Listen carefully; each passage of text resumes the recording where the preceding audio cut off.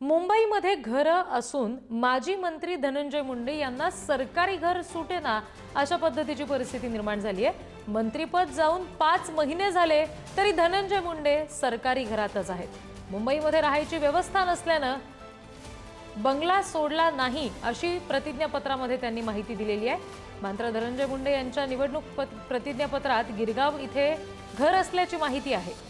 वीरभवन इमारतीमध्ये 9व्या मजल्यावर मुंडे यांचं घर आहे आणि सध्या ते हे घर वापरत नाहीत का असा प्रश्न निर्माण झालेला आहे। आणखी तपशील आपण घेणार आहोत। प्रतिनिधी नंदकिशोर गावडे आपल्याशी जोडले गेलेत त्यांच्याकडून।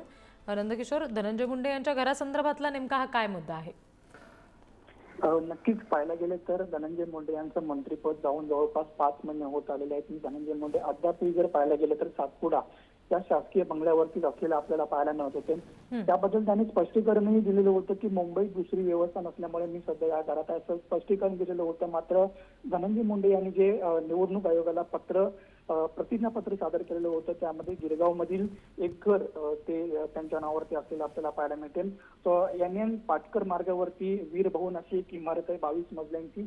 त्या 22 मजल्यांच्या इमारतीत 9व्या फ्लोअरला धनंजय मुंडे यांचं घर असलेलं आपल्याला पाहायला मिळेल। त्यामुळे एकंदरीत जर पाहायला गेलं तर गिरगाव चौपाटीजवळ हे धनंजय मुंडेंचं घर एका बाजूला प्रतिज्ञापत्रात दिसतं तर दुसऱ्या बाजूला दुसरी व्यवस्था नाही असं सांगत धनंजय मुंडे यांनी अजूनही शासकीय निवासस्थानाचा जो ताबा आहे तो सोडलेला नसल्याचं आपल्याला पाहायला मिळतं। त्यामुळे एकंदरीत जर पाहायला गेलं तर वेगवेगळा जो दंड आहे तो आकारला जाऊ शकतो। येणाऱ्या काळात नेमकी धनंजय मुंडेंवरती याबाबत कुठली कारवाई होणार का हे सुद्धा पाहणं महत्त्वाचं असणार आहे। मात्र त्यांच्या जो प्रतिज्ञापत्र आहे त्या प्रतिज्ञापत्रात आणखी एक गिरगाव चौपाटीवरचं घर आहे ते दाखवण्यात आलेलं आपल्याला पाहायला मिळतंय।